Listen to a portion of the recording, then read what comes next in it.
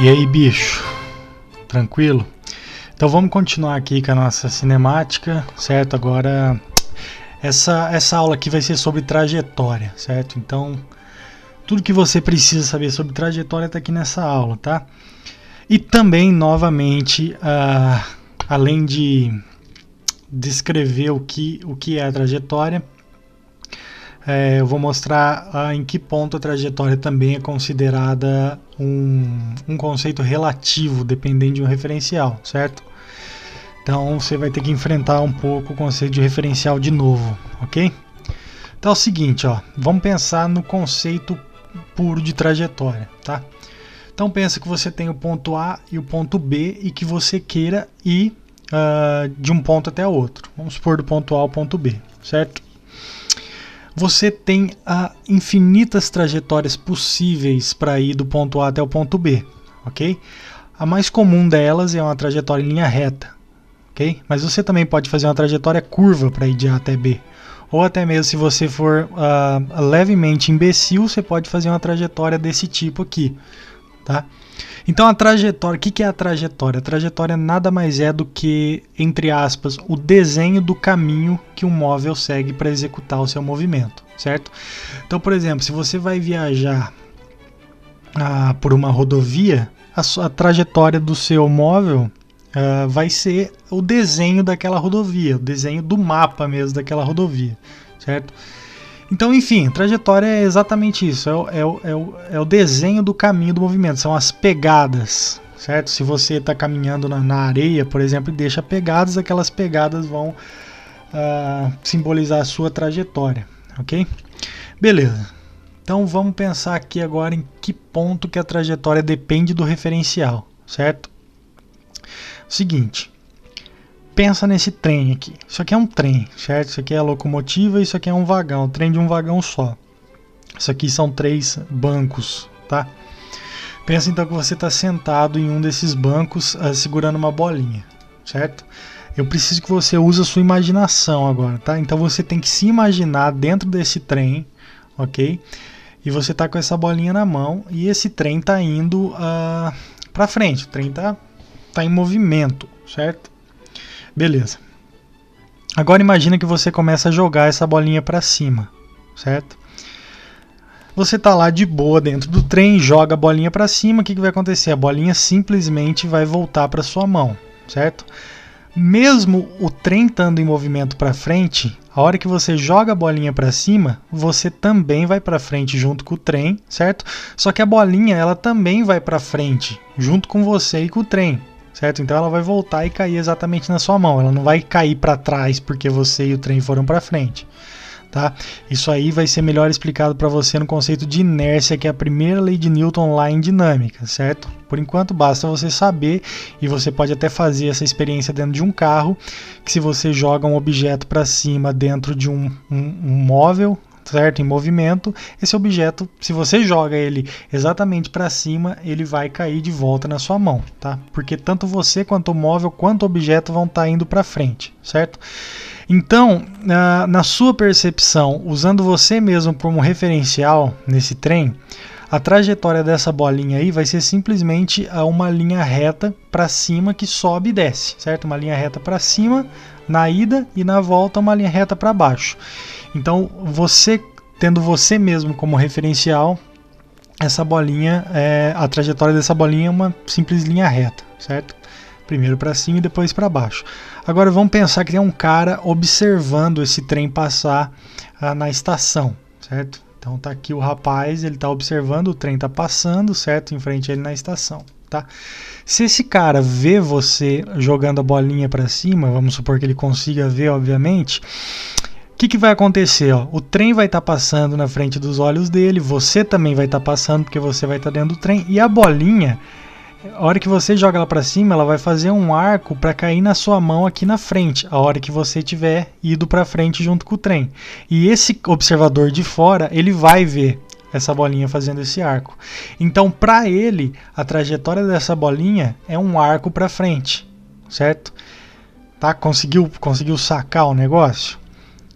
Então, a trajetória ela também depende de um referencial, certo? Ela também depende do referencial e tem vários casos que mostram isso, tá? Normalmente, a trajetória dependente do referencial em exercícios e em problemas vai variar entre uma linha reta e um arco, certo? E uma trajetória curva, tá? Então basta que você leia com atenção e consiga notar qual referencial o exercício está usando para falar de trajetória, certo? Porém, de novo, eu tenho que salientar que quando você for resolver exercícios que não estão falando especificamente sobre trajetória, o exercício ou o problema simplesmente não vai ficar mencionando o referencial da trajetória. Por exemplo, o exercício pode falar um carro se move em linha reta. Então a trajetória é linha reta e o observador está implícito, o referencial está implícito, o exercício não vai ficar falando disso, certo? Bom, então é isso aí. A apostila lá na descrição, o link, certo? E dá uma olhada no nosso ciclo de provas também, tá? E tem mais um exemplo aqui, se você não olhou até o fim, você vai perder esse exemplo, tá? Trouxão. Então, esse exemplo aqui, eu acredito que ele é um exemplo melhor do que o do trem, ainda para exemplificar como uma trajetória pode mudar de acordo com o referencial, certo? Então, imagina esse avião, certo? Esse avião, ele está voando, evidentemente, certo? Ele está em movimento para frente e ele solta uma bomba, tá? Então esse avião simplesmente soltou uma bomba, não sei porquê, não sei aonde, tá? Ele só soltou. Beleza. Agora vamos pensar o seguinte: se a gente tirar 3 fotos consecutivas desse avião, certo? Vamos supor que você está tirando 3 fotos consecutivas desse avião, certo? E juntar essas 3 fotos, você vai ter um negócio mais ou menos assim, certo?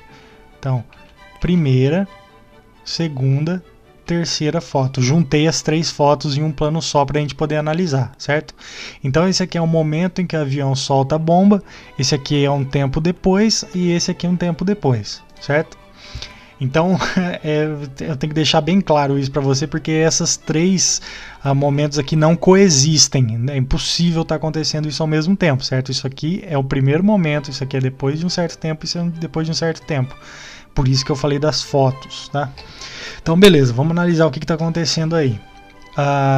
Quando esse avião solta essa bomba ela vai acompanhar o movimento, além dela cair, certo?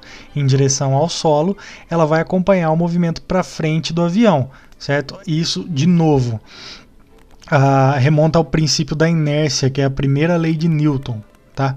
Isso você vai estudar mais adequadamente quando a gente começar a estudar dinâmica. Por enquanto, você só precisa saber que ela acompanha o movimento, tá?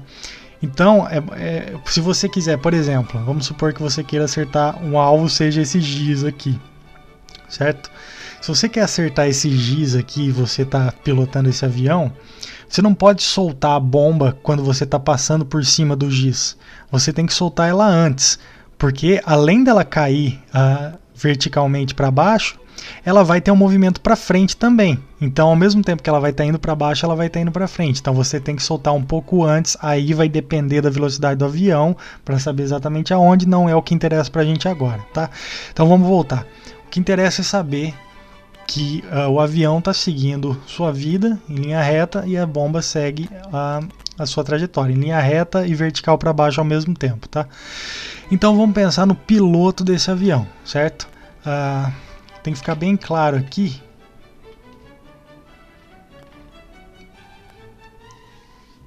Certo?